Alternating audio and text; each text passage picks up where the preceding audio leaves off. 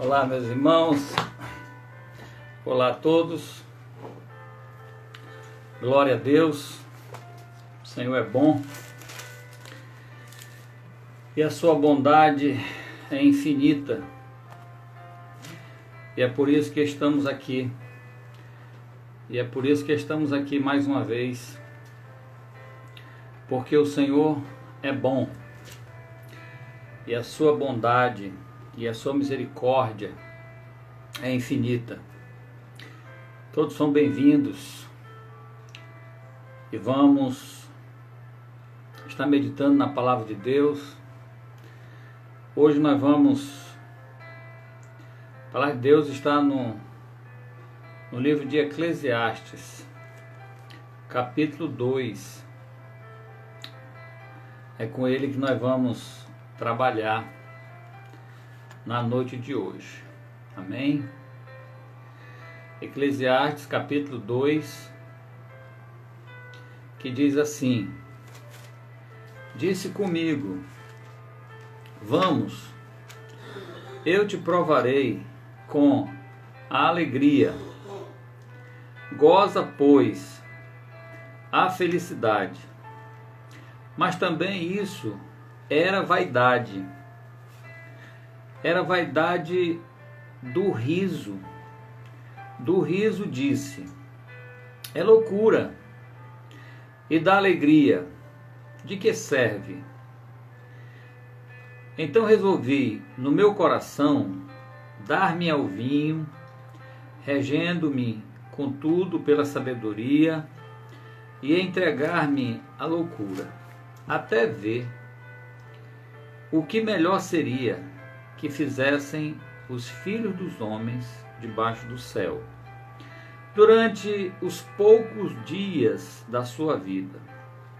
Empreendi grandes obras, edifiquei para mim casas, plantei para mim vinhas, fiz para mim jardins e pomares, e nestes plantei árvores frutíferas de toda espécie. Fiz para mim açudes, para regar com eles o bosque, em que reverdeciam as árvores. Comprei servos e servas, e tive servos nascidos em casa. Também possuí bois e ovelhas, mais do que possuíram todos os que antes de mim viveram em Jerusalém. Amontoei também para mim prata e ouro, e tesouros de reis e de províncias. Provi-me de cantores e cantoras, e das delícias dos filhos dos homens, mulheres e mulheres. Engrandeci-me e sobrepujei a todos os que viveram antes de mim em Jerusalém. Perseverou também comigo a minha sabedoria. Tudo quanto desejaram os meus olhos, não lhes neguei, nem privei o coração de alegria alguma, pois eu me alegrava com todas as minhas fadigas. E isso era a recompensa de todas elas.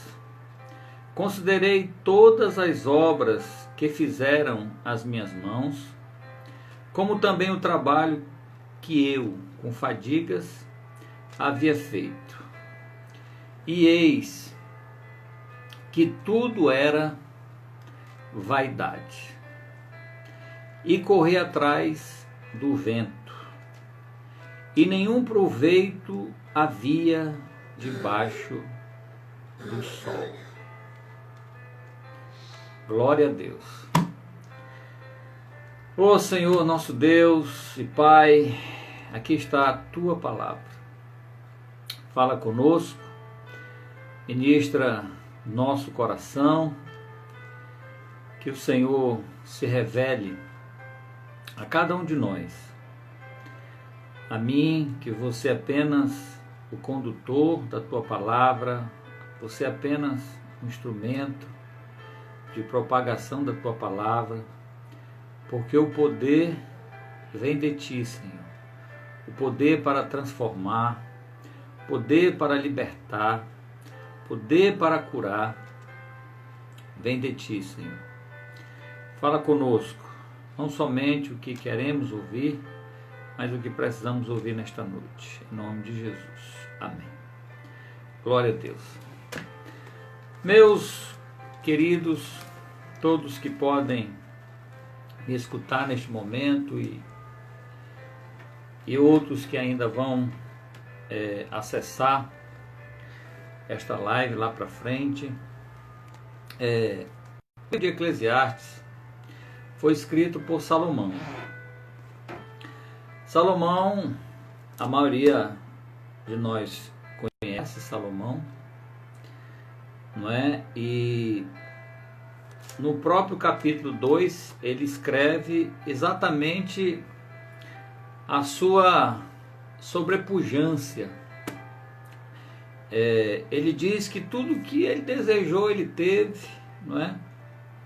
Ele fez aqui jardins, pomares, ele plantou árvores de toda espécie, ele fez açudes para regar os bosques, ele teve servos e servas, ele teve ovelhas e boi mais do que todo mundo em Jerusalém, ele amontoou prata e ouro, ele sobrepujou a todos que viveram antes dele em Jerusalém.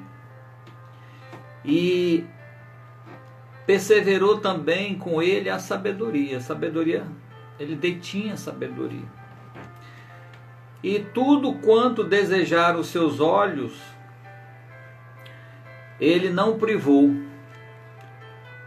Ele desfrutou de todas as riquezas, ele desfrutou de tudo aquilo que a maioria de nós gostaria de ter, gostaria de desfrutar, no que diz respeito às benécias materiais, não é? Viveu regaladamente, prazerosamente. Ele teve tudo o que nós gostaríamos de ter em termos de coisas materiais e tudo mais. E depois que ele faz aqui essa lista de prosperidades materiais, de lugares que ele desfrutava, é como se ele tivesse um jardim do Éden só para ele. Mas o que me chamou a atenção neste capítulo que Salomão escreveu é o que está no versículo 11, que ele diz: considerei todas as obras que fizeram as minhas mãos, como também o trabalho que eu com fadigas havia feito. E eis que tudo era vaidade e correr atrás do vento, e nenhum proveito havia debaixo do sol.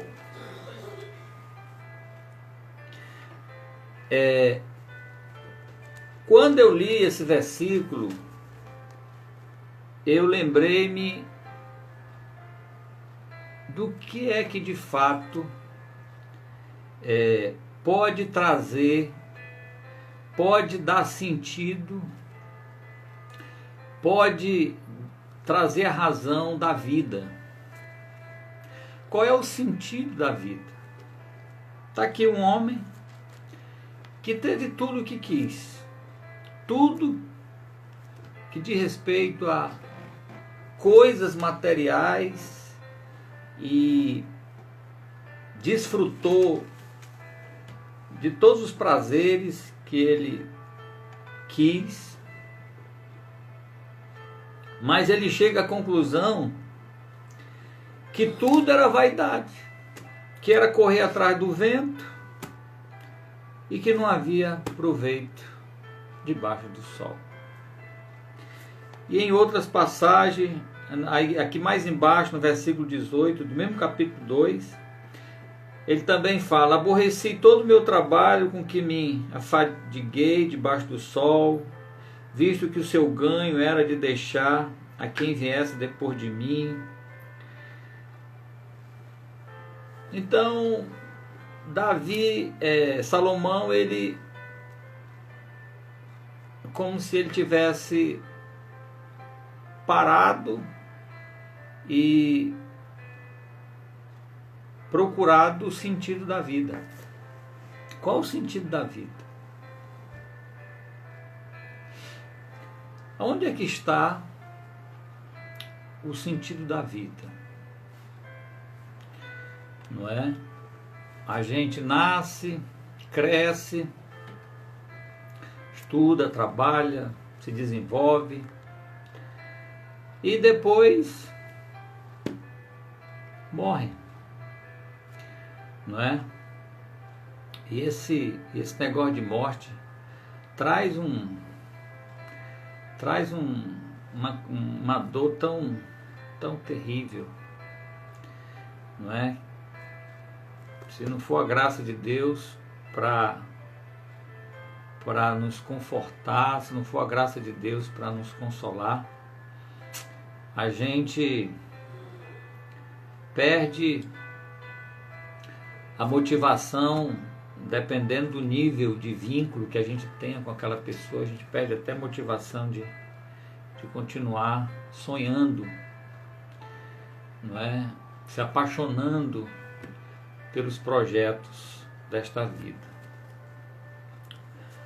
Mas está aqui um homem que teve tudo que você gostaria de ter. Quem que não gostaria de morar no Jardim do Éden, vamos dizer assim, não é?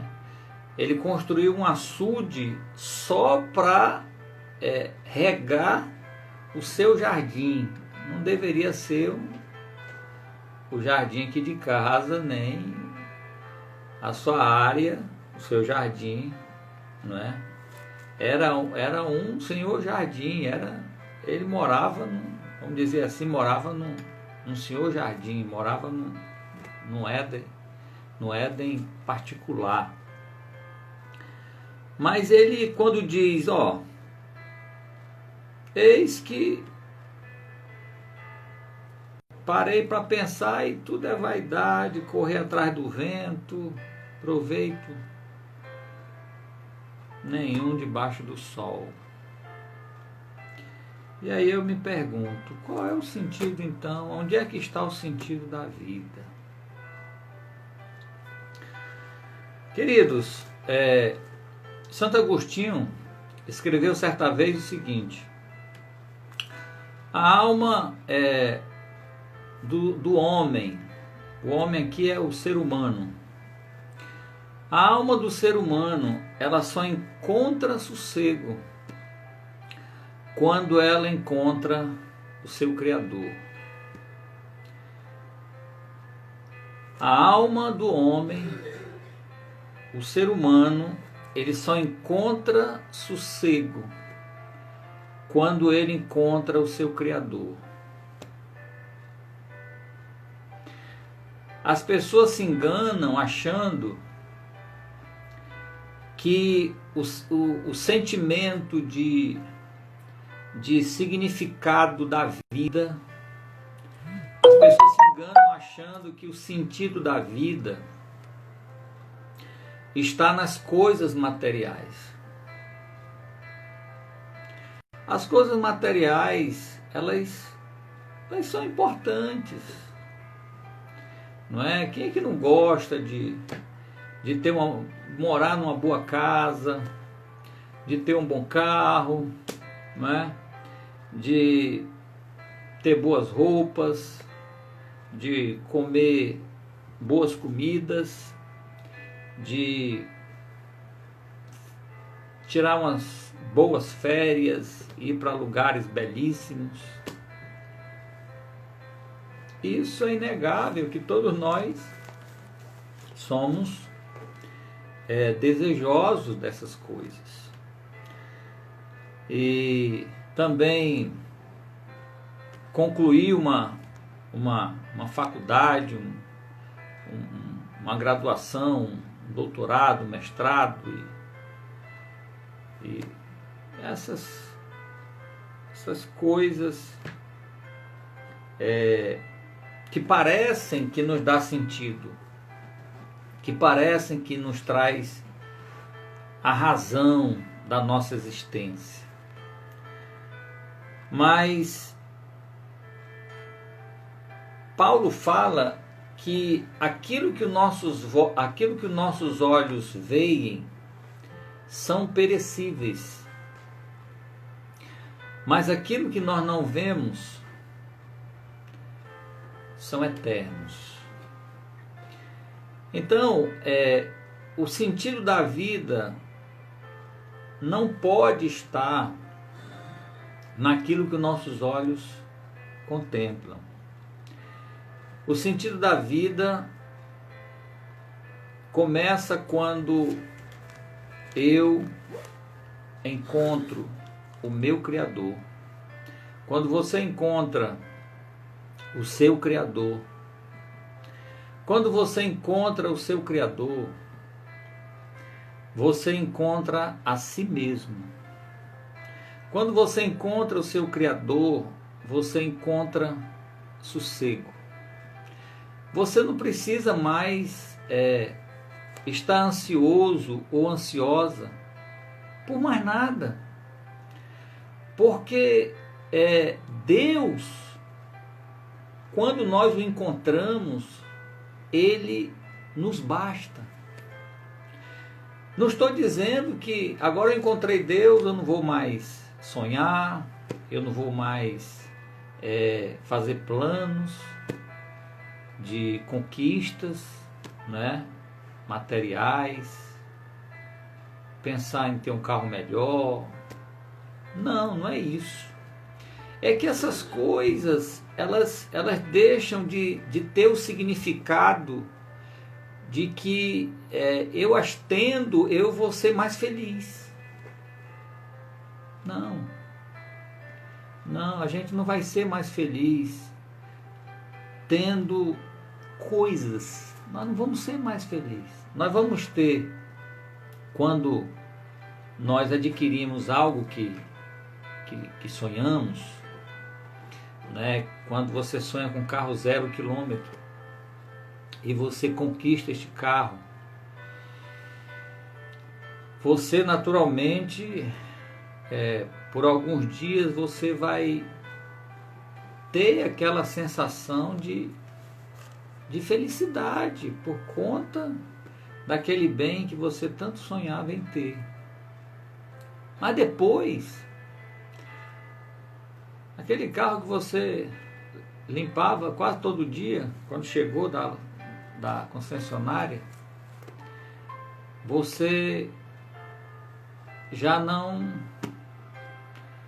às vezes nem observa os pneus que estão secando, às vezes não olha mais nem a água, como é que está do radiador. E aquele carro passou a ser algo comum na sua vida. Passou a ser algo comum na sua vida. Então, as pessoas, elas acham que quando elas olham para dentro de si e sentem esse vazio, elas acham que é porque está faltando alguma coisa material, e elas começam a imaginar que se elas tivessem em outra situação, em outro contexto financeiro, elas estariam melhor. A solteira pensa assim: se eu tivesse casada, eu estava sossegada ou sossegado, solteiro, né?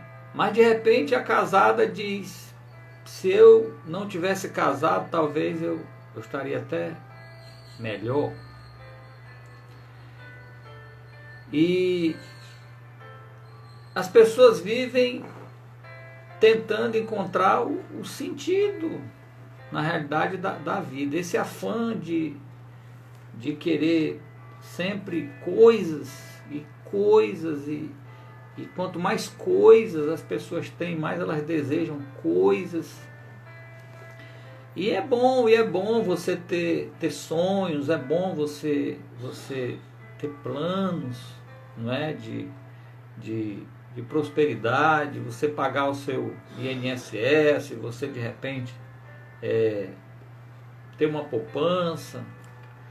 Não é errado. O que é uma ilusão é as pessoas colocarem o sentido da vida, o significado da vida nessas coisas.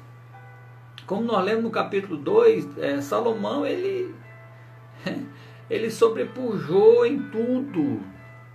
E depois, quando ele olhou para dentro dele, ele disse: olha, eis que tudo é vaidade e correr atrás do vento. E a gente começa a trabalhar cedo, e a gente trabalha e acha que quando tiver bastante dinheiro a gente vai ser mais feliz, vai encontrar o significado da vida. E outros procuram o significado, a razão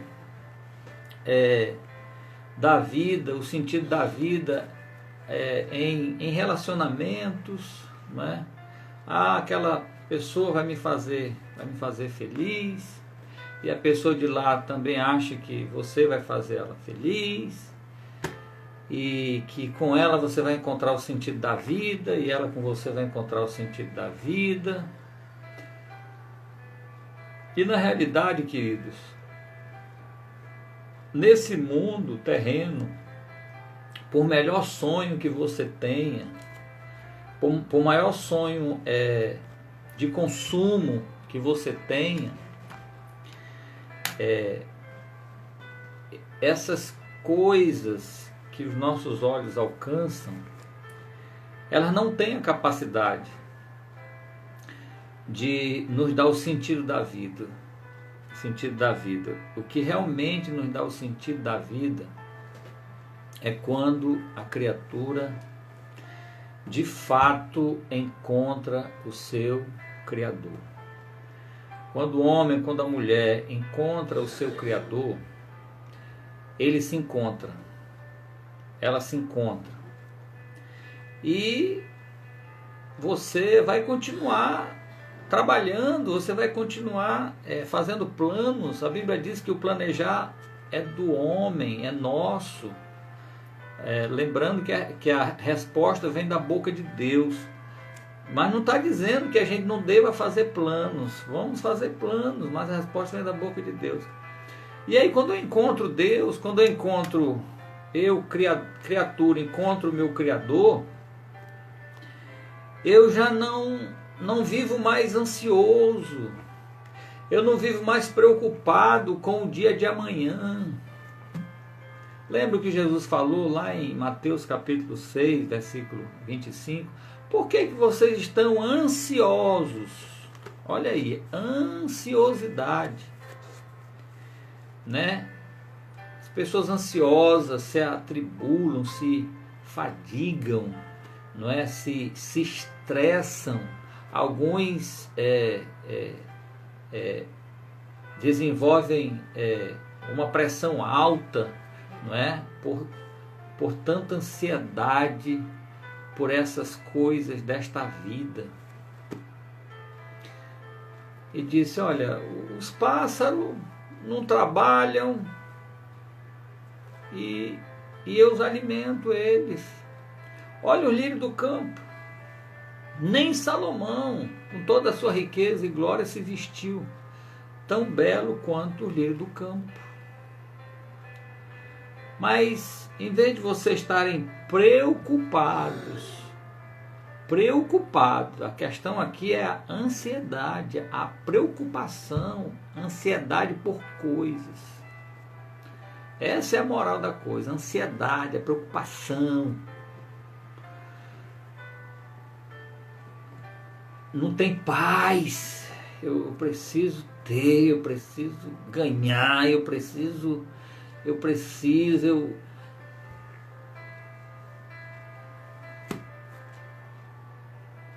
Ele diz aqui, ainda no Eclesiastes, Salomão, que é mais proveitoso nós irmos num velório do que ir numa festa de aniversário. Porque lá no velório, é lá que nós vamos atentar para a brevidade da vida, é lá que nós vamos entender que nós somos feitos de corpo, alma e espírito. E que o corpo, ele vai se desfazer, mas a alma e o espírito não se desfaz. E aí quando você olha, você vai no velório e olha uma pessoa ali inerte, sem vida, sem respirar, e daqui a pouco ela que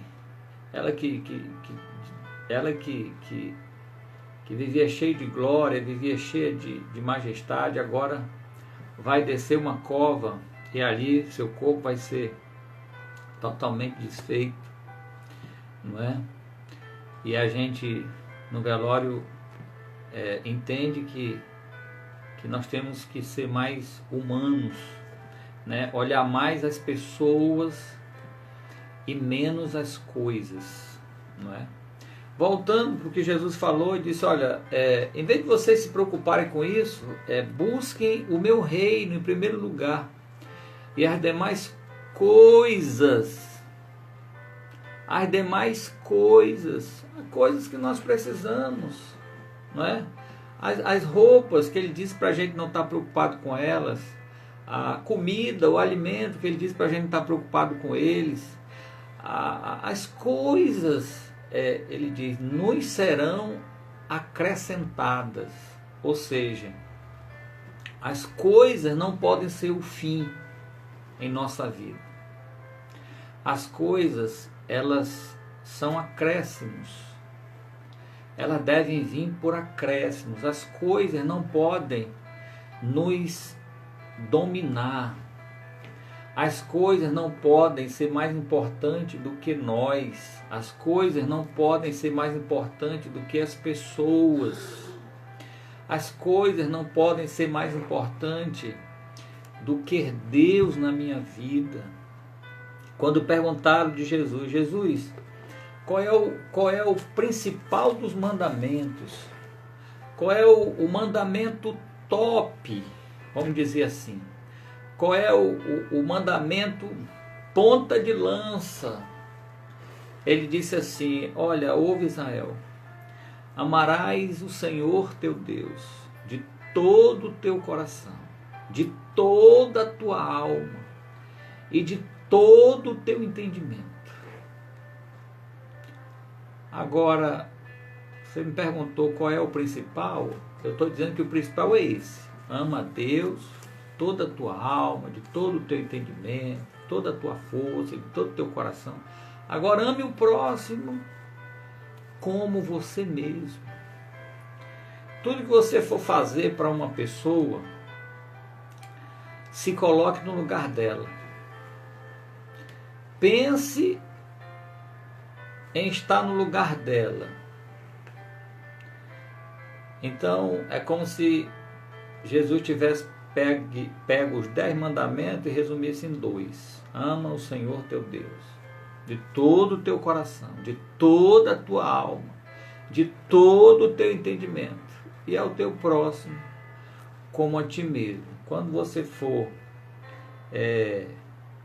julgar uma pessoa, se coloque no lugar dela. você vai perceber que você vai ser mais tolerante. Você vai olhar mais a pessoa. Você vai valorizar mais a pessoa do que valorizar o problema. Você vai valorizar mais a pessoa do que as fraquezas daquela pessoa. Então, queridos, Jesus ele foi claro. O sentido da vida não está nas coisas. Salomão não encontrou, em tudo que ele teve não encontrou. E você acha que vai encontrar sentido da vida nas coisas? Eu vou encontrar sentido da vida nas coisas. Se Salomão, eu vou passar 100 anos, 1000 anos trabalhando, eu não vou ter o que Salomão teve. E se ele que teve toda essa grandeza, ele descobriu que tudo era vaidade. E que Jesus disse, olha, essas coisas, fiquem tranquilos, porque tudo, queridos, tudo que você precisa, tudo que eu preciso, tudo que nós precisamos está com Ele. Está com Ele. Ele é o Criador de todas as coisas. Ele nos ama. E Ele jamais negará bem algum aqueles que lhe obedecem, diz a Bíblia. Então, o que é buscar o reino em primeiro lugar? Se não, queridos, desfrutar de um relacionamento com o Criador. O que é encontrar o Criador? Quando é que uma criatura encontra o seu Criador? Quando ela encontra o seu Criador, ela se arrepende dos seus pecados e ela se entrega novamente ao seu dono, e esse dono passa a comandar a sua vida.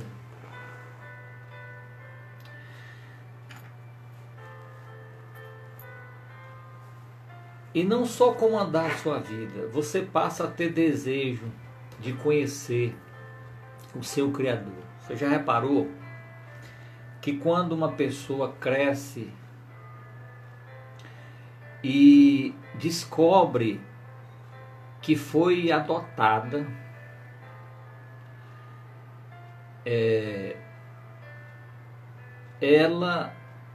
a maioria delas não sossega enquanto não descobrir quem é seu pai ou a sua mãe.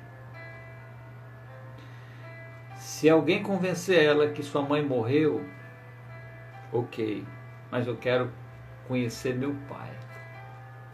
Eu quero saber quem é o meu pai. Algumas nem externam isso. Morrem com aquele vazio, porque, meu Deus, todo mundo tem um pai, todo mundo tem uma mãe. Cadê minha mãe? Cadê meu pai? Por que eu não conheci minha mãe e meu pai? Não, mas deram você no hospital, tudo bem, eu amo vocês que me criaram, mas eu queria mesmo era saber quem é meu pai biológico, minha mãe. Há esse anelo no coração das pessoas. Da mesma forma, querido, é com o nosso Pai espiritual, com o nosso Criador. Há esse anseio na alma do ser humano de encontrar o seu Criador. Quando encontra o seu Criador, através do arrependimento, através de uma entrega, através do conhecimento da palavra de Deus, e aí o sentido da vida começa aí. E em seguida você começa uma caminhada de conhecimento desse Criador, através do relacionamento, através da oração. Mas entendam o que eu vou dizer. A maioria das pessoas tem um conceito errado de oração. Tem um conceito errado. Quando fala de oração, é bem verdade que é através da oração que nós levamos as nossas demandas a Deus.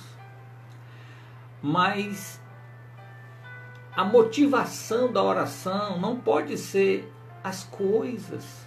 A motivação da oração não pode ser os milagres. A motivação da oração não pode ser resultados. Essas coisas, elas fazem parte. Mas essas coisas não podem ser o principal motivo do meu relacionamento com o meu Criador. O principal motivo do meu relacionamento com o meu Criador é porque nele eu encontro sentido de vida. Quando Jesus caminhava aqui com os discípulos, os discípulos viram Jesus multiplicar pães e peixes por 2 vezes. Os discípulos viram Jesus andar sobre as águas. Os discípulos viram Jesus curar cegos, curar aleijados, expulsar demônios das pessoas. Os discípulos até viram Jesus ressuscitar. E a maior ressurreição de todas foi a ressurreição de Lázaro, que já estava 4 dias morto e já estava cheirando mal, já estava podre o seu corpo. Jesus foi ali, orou e deu voz de comando para a vida, e a vida voltou. Mas sabe o que eu acho interessante? É que os discípulos não pediram para Jesus ensinar eles a ressuscitar morto. Os discípulos não pediram para Jesus ensinar eles a curar. Os discípulos não pediram para Jesus ensinar eles a surfar na água, a navegar, andando nas águas, nem multiplicar comida. Eles disseram assim: Jesus, nos ensina a orar. Nos ensina a orar, Jesus. Por que os discípulos, não é? Quem é que não gostaria hoje de se tornar um homem famoso por ressuscitar pessoas? Essa pessoa ia ser uma celebridade mundial se ela tivesse o poder de ressuscitar pessoas, não é? Mas os discípulos não pediram esse poder para ressuscitar pessoas, para curar pessoas, para multiplicar alimentos. Eles pediram: Jesus, nos ensina a orar. Por quê? Porque eles foram influenciados pelo relacionamento que que Jesus tinha com seu Pai. Eles foram influenciados pelo relacionamento que Jesus tinha com seu Pai. Não era um relacionamento baseado em coisas materiais, como a maioria das pessoas, quando vão orar, a motivação da oração delas são coisas, são milagres, são demandas pessoais. E eu não estou dizendo que a gente não deva pedir, não deva levar nossas demandas a Deus, né? Demandas de cura, demanda de saúde espiritual, saúde física, milagres. Mas o que eu quero dizer é que a nossa motivação para orar não pode ser as coisas, não pode ser o que nós sonhamos para esta vida. Você imaginou se você chegasse na sua casa e seu filho ou sua filha corresse e você abrisse os braços e ela lhe abraçasse e olhasse para você e dissesse: o que a senhora trouxe para mim, mamãe? O que o senhor trouxe para mim, papai? E você dissesse: eu trouxe eu. E a senhora dissesse: eu trouxe eu, minha filha, sua mamãe. E ela olhasse para você, mamãe, e dissesse: não, mamãe, eu quero o que a senhora pode me dar. Eu não quero a senhora, eu quero o que a senhora pode me dar. Meu filho, está aqui o papai chegou. Está com saudade do papai? Não, senhor. O que o senhor trouxe para mim? Eu trouxe meu filho, eu cheguei. Não, eu não quero o senhor. Eu não quero o senhor, papai. O senhor não tem graça. Eu quero, é o que o senhor tem para me dar.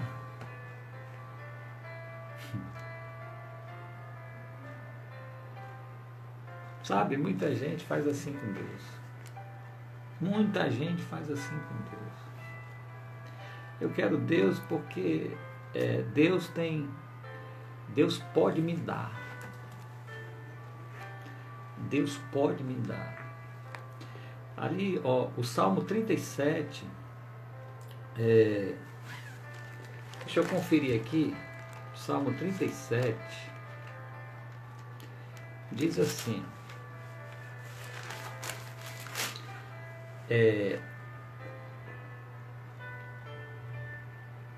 versículo 4 do Salmo 37, deleita-te no Senhor. Outra tradução diz: agrada-te do Senhor.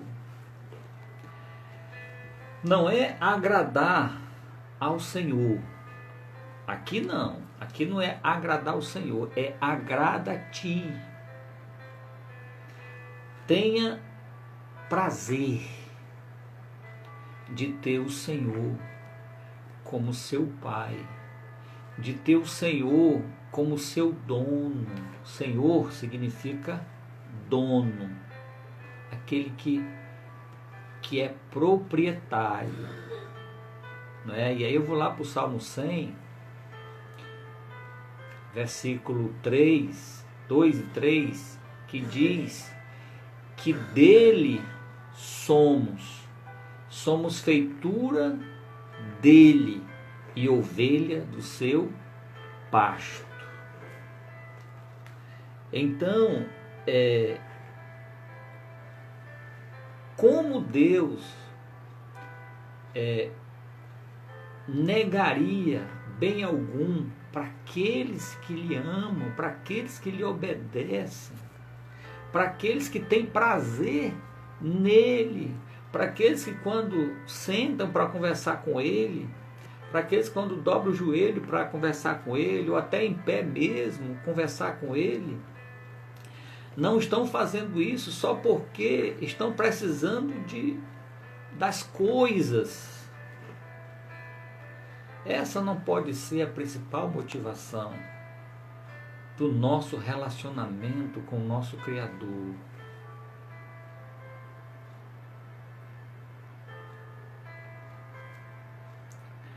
O principal motivo do meu relacionamento com o meu Criador, primeiro, é que com Ele eu me encontrei. Com Ele eu encontrei o sentido da vida. Com Ele eu me achei, com Ele eu me encontrei. Eu não preciso mais estar procurando nada para preencher nada. Eu já me preenchi.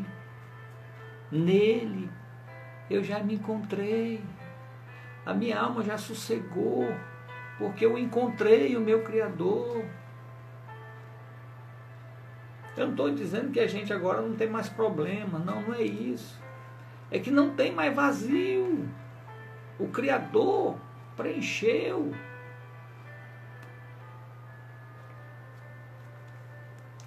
Quando nós temos a revelação de Deus, nós nos vemos. Isaías, depois que o rei morreu, ele teve uma visão do Senhor, capítulo 6 de Isaías, e ele disse: ai de mim que vi o Senhor, eu vou perecer, porque sou um homem de lábios impuros, e habito no meio de um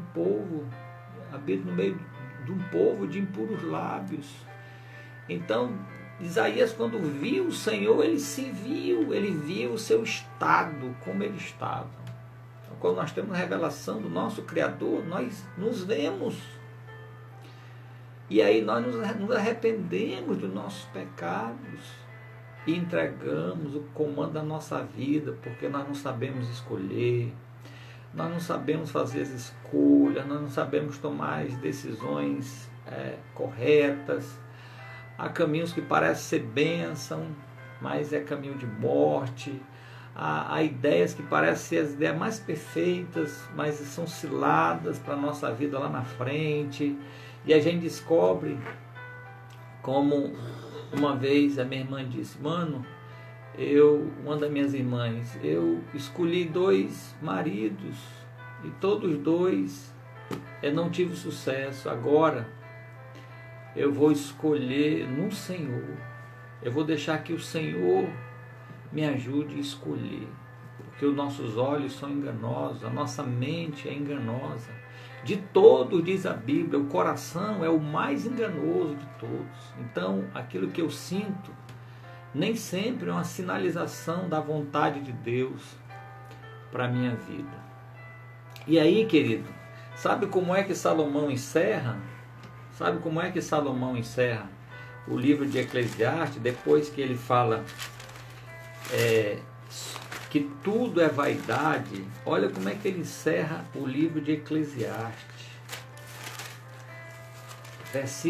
Capítulo 12, versículo 13, ele encerra assim o livro de Eclesiastes: de tudo o que se tem ouvido, a suma é: teme a Deus e guarda os seus mandamentos, porque isto é o dever de todo homem.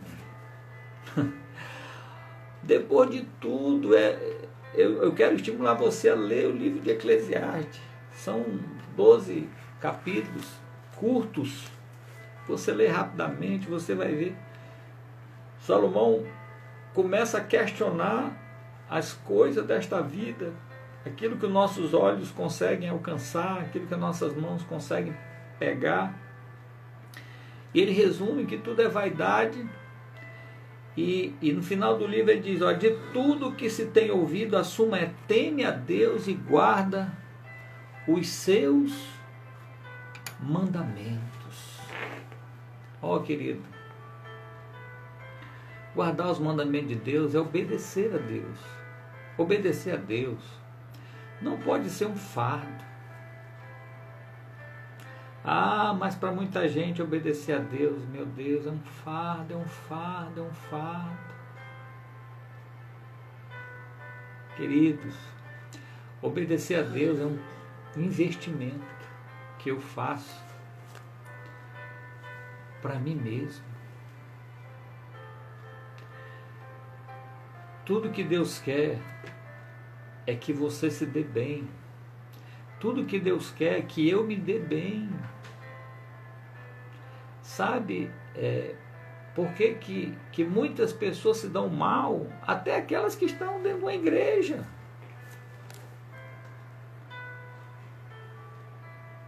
Porque preferem fazer o que querem. Preferem que sua vontade prevaleça.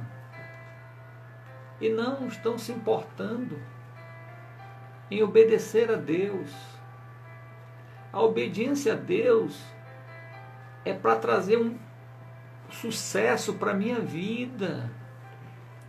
Não é obedecer a Deus porque, que nem aqueles senhor dos escravos, que os escravos tinham que lhe obedecer e fazer aquilo que o seu senhor queria para o deleite do próprio Senhor. Não é assim conosco, porque Deus não precisa de nada. Deus não tem necessidade de nada. Deus não se alimenta do que eu faço. Deus não se alimenta da minha obediência. Não, a minha obediência a Deus é um investimento que eu estou fazendo na minha própria vida. A Bíblia é o manual da vida.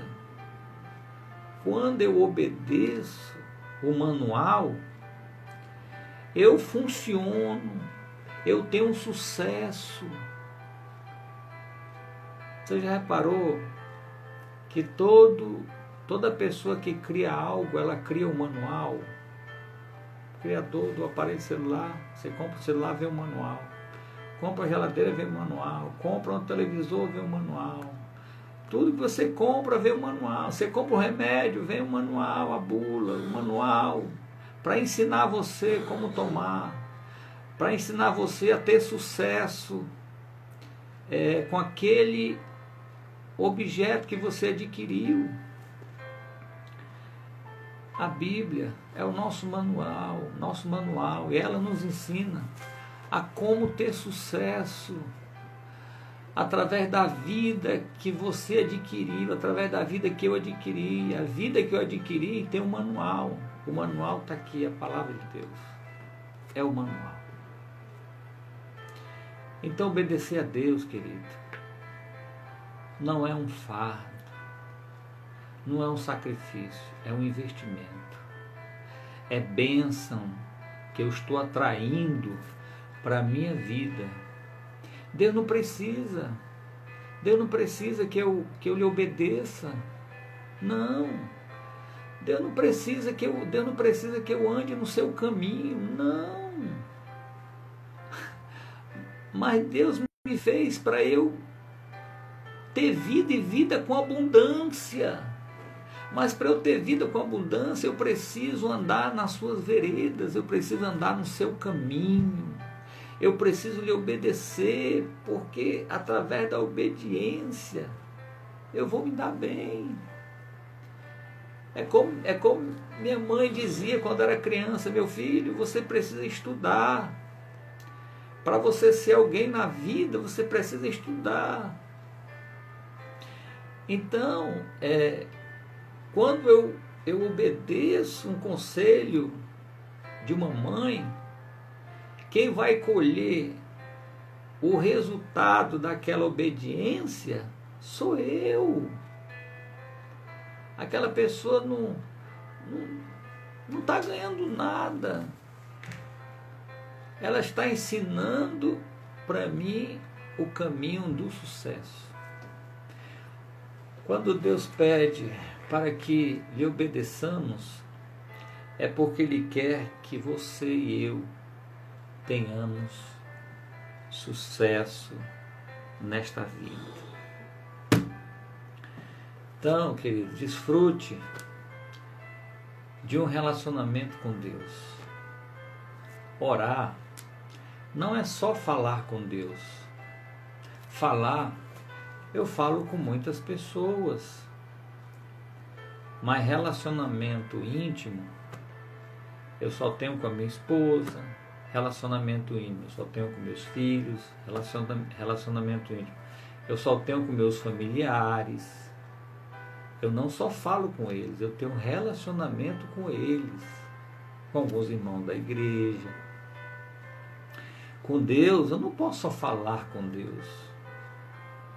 Eu falo com o caixa do supermercado, eu falo com o funcionário do supermercado, eu falo com as pessoas na rua.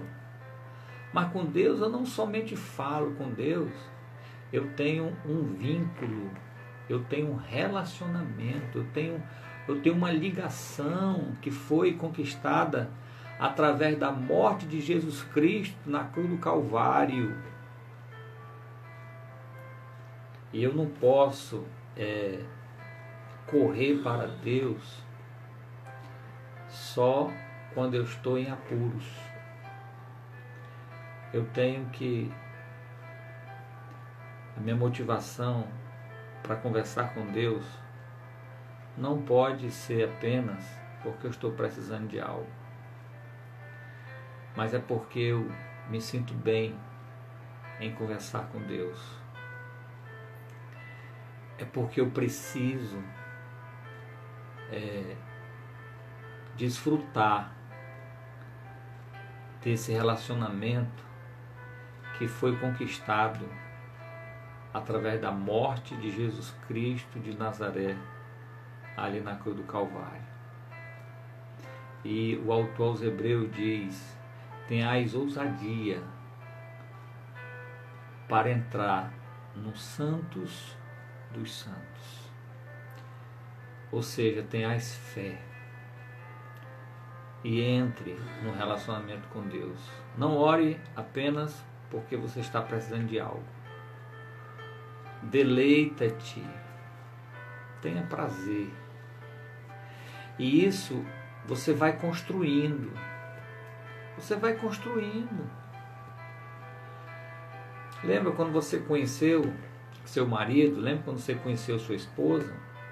Talvez você passava por ela e ela por você, e você não fazia questão dela, nem ela fazia questão de você. Mas vocês de repente começaram a construir uma amizade.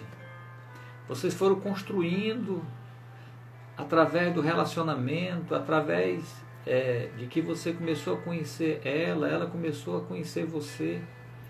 E você foi, cada vez que conhecia mais ela, você foi amando mais ela. E ela, cada vez que conhecia você, foi amando mais você.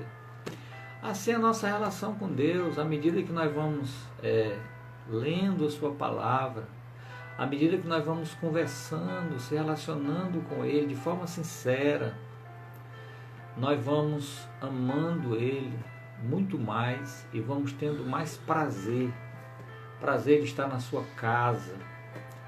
Não é? Paulo chama a igreja, os cristãos em Cristo Jesus, chama a igreja de noiva e de Cristo o noivo. E aí nós passamos a ter prazer de estar na casa do noivo. A noiva, a igreja, passa a ter prazer. Quantas vezes as pessoas encontram desculpas para não ir para a casa de Deus? Qualquer coisa que aparece, já não vão para a igreja. Já não vão para a igreja.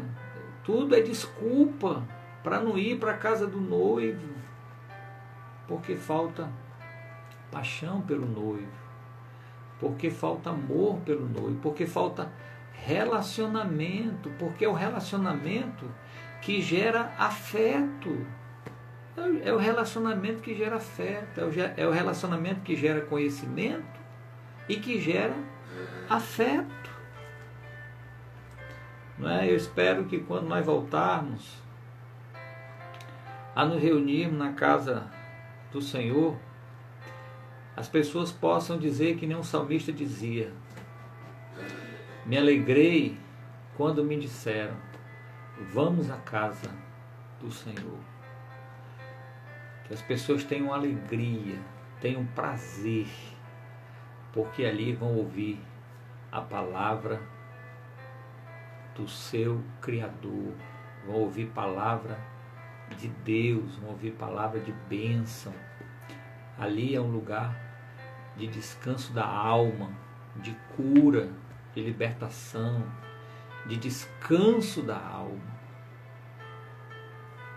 Amém, queridos. Que Deus nos abençoe. Que a graça, que o amor de Deus, que a comunhão, que a fome, que o desejo de se relacionar, orar não só para falar, orar não só para pedir, mas orar como relacionamento.